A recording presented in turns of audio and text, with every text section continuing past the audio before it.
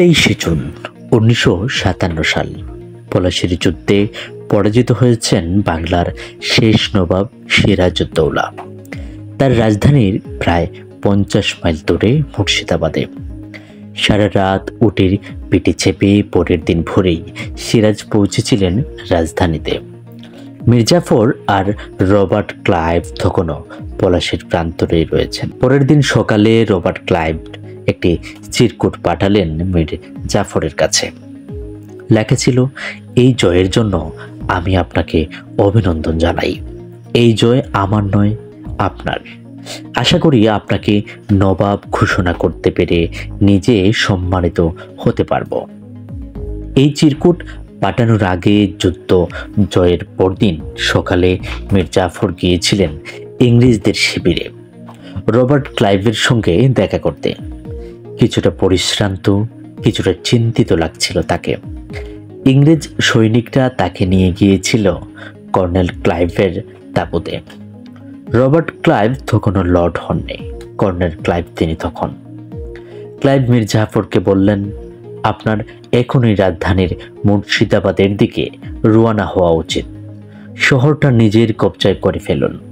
আপনার সঙ্গে কর্নেল ওয়াল্টসও যাবেন। ক্লাইভ তার নিজের সেনাদের নিয়ে পেছনে পেছনে চললেন।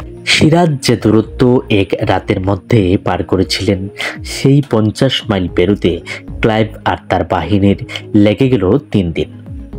রাস্তার নানান জায়গায় তুপ দাগার ফলে গর্ত, ভেঙে পড়া গাড়ি আর সিরাজউদ্দৌলার সৈনিক আর ঘোড়ার মৃতদেহ ছড়িয়েছিল।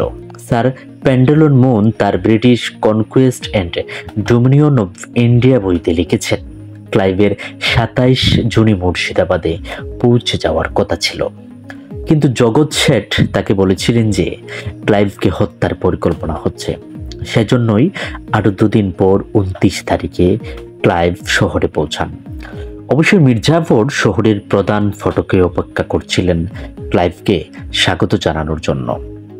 দুজনেই একসঙ্গে শহরে ঢুকেছিলেন। রবার্ট ক্লাইভ মীর জাফরকে মসনদে বসিয়ে নতুন নবাবকে স্যালুট করেছিলেন। তারপর তিনি ঘোষণা করেন, মীর জাফরের শাসনে কোনো রকম হস্তক্ষেপ করবে না কোম্পানি, শুধু নিজেদের ব্যবসার দিকেই তাদের নজর থাকবে। এরপর থেকে 180 বছর ভারতে একচ্ছত্র রাজত্ব চালিয়েছে ইংরেজরা। রাত 3টায় ছদ্মবেশে পালালেন সিরাজ। যখন লুটের ভাগ পাওয়ার জন্য অপেক্ষা করছেন ক্লাইভ, মীর জাফরের ছেলে মিরান তখন গোটা বাংলায় খুঁজে বেড়াচ্ছেন রাজধানী থেকে পালিয়ে যাওয়া সিরাজউদ্দৌলাকে। সিরাজউদ্দৌলার সাধারণ মানুষের ভেসে রাজধানী থেকে বেরিয়ে গেছেন। সঙ্গে আছেন কিছু বিশ্বাসভাজন আত্মীয়স্বজন আর কয়েকজন হিজড়া। রাত 3টের সময় স্ত্রী লুৎফুন্নেসা আর কয়েকজন ঘনিষ্ঠকে ঢাকা গাওয়া গাড়িতে বসানো হলো। সোনা জহরত যতটা সম্ভব নিয়ে প্রাসাদ ছাড়লেন সিরাজ। ইতিহাসবিদ সৈয়দ গোলাম হোসেন তার বইতে লিখেছেন, মুর্শিদাবাদ থেকে প্রথমে ভগবানগুলা গিয়েছিলেন সিরাজউদ্দৌলা। দিন 2 পরে কয়েকবার ভেষভূষ বদল করে পৌঁছেছিলেন রাজমহলের কাছে। 3 দিন ধরে কিছু খাওয়া হয়নি, তাই একটু বিরতি নিয়েছিলেন সবাই। রান্না করা হয়েছিল খিচুড়ি। এক ফকিরের দেওয়া খবরে গ্রেফতার হলেন সিরাজ। ওই এলাকাতেই থাকতেন শাহা দানা নামের এক ফকির। সেই গোপনে খবর দিয়ে দেয় যে সিরাজউদ্দৌলা সেখানে আছেন। এ যেন আকাশের চাঁদ হাতে পেয়ে গেল মীর জাফর। দিনরাত এক করে যার খোঁজ চলছে গোটা বাংলায়, সেই সিরাজ এত কাছেই রয়েছেন। খবর পেয়েই মীর জাফরের মেয়ের জামাই মীর কাসিম সশস্ত্র সৈন্যদের সঙ্গে করে নদী পার করে ঘিরে ফেললেন গোটা এলাকা। সিরাজকে 2রা জুলাই 1757 সালে নিয়ে আসা হলো মুর্শিদাবাদে। রবার্ট ক্লাইভ তখনও সেখানেই ছিলেন। সিরাজউদ্দৌলাকে নিয়ে শহরে আসার আগেই ক্লাইভ ফোন উইলিয়ামকে কোম্পানির দপ্তরে চিঠি পাঠিয়ে দিয়েছিলেন। লিখেছেন, আমি আশা করব মসনদ থেকে সরিয়ে দেওয়া হয়েছে এমন একজন নবাবের প্রতি মীর জাফর সেই শিষ্টাচার দেখাবে যা এই পরিস্থিতিতে দেখানো সম্ভব। ওই চিঠি পাঠানোর দুদিন পরে আরেকটি চিঠি লিখেছেন ক্লাইভ, সিরাজউদ্দৌলা এই পৃথিবীতে আর নেই। নবাব মীর জাফর হয়তো সিরাজউদ্দৌলাকে কিছুটা দয়া দেখাতেন, কিন্তু মিরান মনে করেন দেশে শান্তি বজায় রাখার জন্য সিরাজউদ্দৌলাকে মারতেই হবে। তাই ৩রা জুলাই সিরাজউদ্দৌলাকে হত্যা করা হয়েছিল। সিরাজউদ্দৌলার শেষ সময় পদযুদ্ধ নবাবকে মাঝরাতে হাজির করা হলো মীর জাফরের সামনে। ওই রাজমহলেই কদিন আগেও বসে সিরাজউদ্দৌলার শেষ সময় পদযুদ্ধ নবাবকে মাঝরাতে হাজির করা হলো মীর জাফরের সামনে। ওই রাজমহলেই কদিন আগেও বাস করতেন সিরাজউদ্দৌলা। মীর জাফরের সামনে দাঁড়িয়ে কাঁপতে কাঁপতে প্রাণ ভিক্ষা করেছিলেন সিরাজউদ্দৌলা। সিপাহীরা মহলের অন্যদিকে নিয়ে গেল সিরাজউদ্দৌলাকে। ওইদিকে মীর জাফর তার পরিষদের সঙ্গে আলোচনায় বসলেন সিরাজউদ্দৌলাকে কি করা যায়। তাদের কাছে ৩টি পথ খোলা ছিল, হয় তাকে মুর্শিদাবাদেই বন্দি করে রাখা হোক, অথবা দেশের বাইরে অন্য কোথায় কয়েদ করা হোক। তৃতীয় বিকল্প ছিল প্রাণদণ্ড। অনেকেই চেয়েছিলেন সিরাজকে বন্দি করে রাখতে, কিন্তু মীর জাফরের ১৭ বছর বয়সী পুত্র মিরান কড়া বিরোধিতা করেছিলেন। মীর জাফরের নিজস্ব কোনো মতামত ছিল না। মীর জাফর যেহেতু নিজস্ব কোনো মতামত দেননি সিরাজউদ্দৌলাকে নিয়ে কি করা হবে, তাই মিরান সেটাকেই বাবার সম্মতি বলে ধরে নিয়েছিলেন। সে তার বাবাকে বলল, আপনি এখন বিশ্রাম নিন, আমি এক দিকটা সামলে নেব। মীর জাফর ভাবলেন কোনো হিংসাত্মক কিছু নিশ্চয়ই হবে না। তিনি অনেক রাতে দরবার শেষ করে শয়নকক্ষে চলে যান।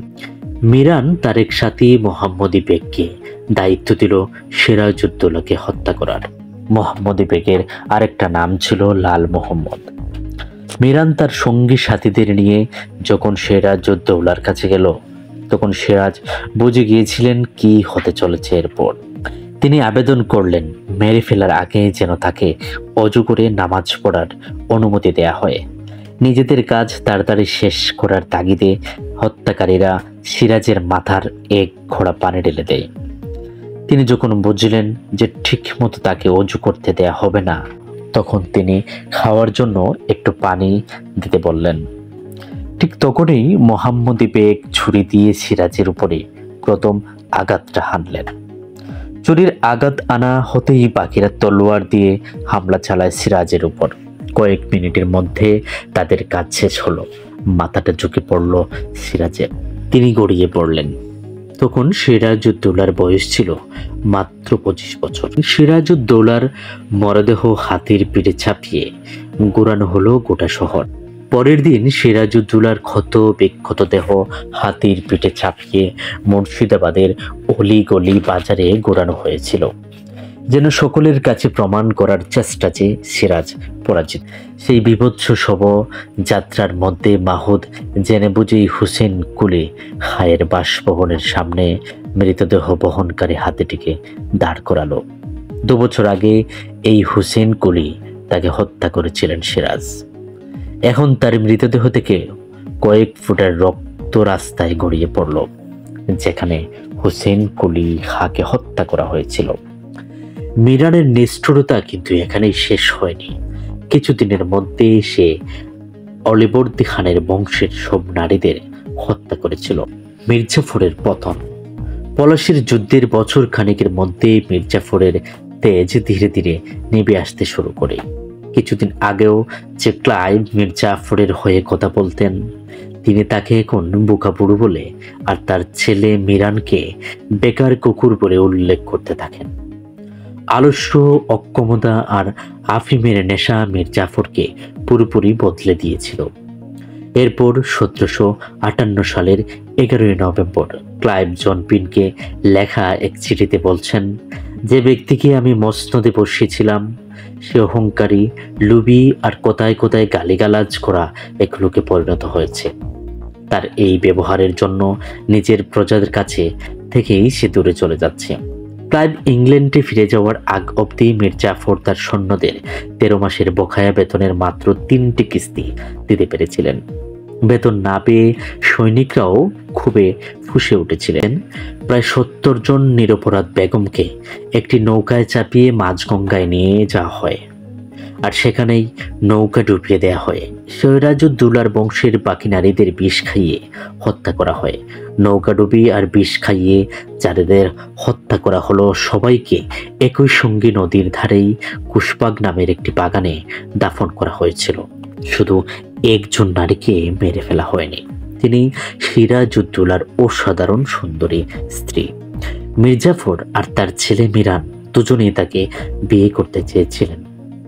করম আলী লিখছেন, লুৎফুন্নেসা বাবা আর ছেলে দুজনের প্রস্তাব এই বলে ফিরিয়ে দিয়েছিলেন যে প্রথমে হাতির পিঠে চড়েছি, এখন গাদার পিঠে চাপা সম্ভব নয়।